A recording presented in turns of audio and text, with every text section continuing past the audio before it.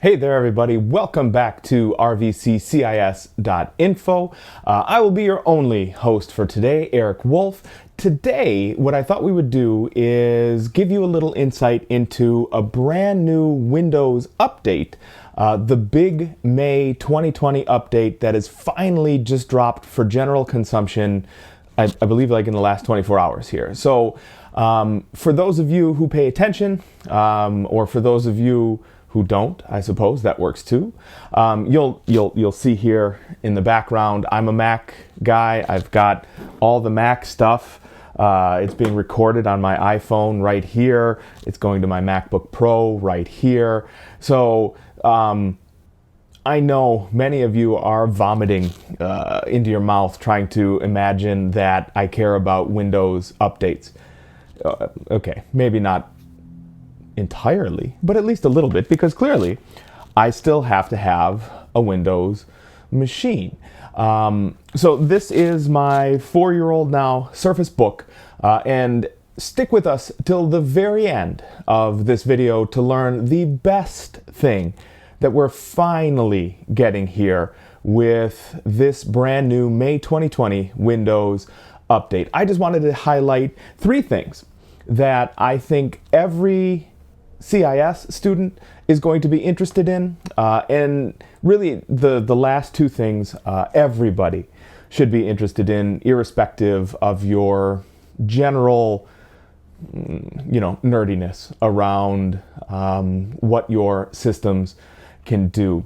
First and foremost, for my Linux, Unix users, finally the new 2020 update includes a better subsystem for Linux. It's SL2 built right in. So that means better general overall performance when you are using Linux system and apps here on Windows. Number 2, which I think everybody in general is going to enjoy a little bit more, is finally Microsoft is getting rid of Paint, and Microsoft is getting rid of its Notepad or WordPad. It's either or, but it's finally replacing that with a quasi-modern utility.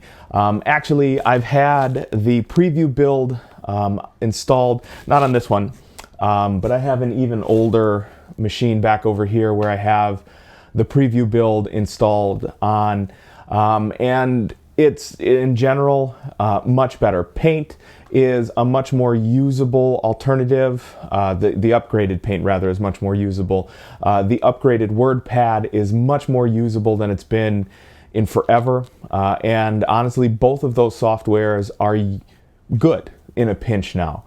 So that's a tremendous upgrade. But the biggest advantage to running out now and grabbing which has been for me mostly stable. I've had the developers build for a while now and it's been very stable. But it's finally here for wide release, is the ability to refresh your PC over the internet. For those of you who were with me in class through May, I'm just as confused about you. Today is either Thursday, Friday, or 1882, and I have no idea anymore. But for those of you who were with me through March, I do believe that is the correct month.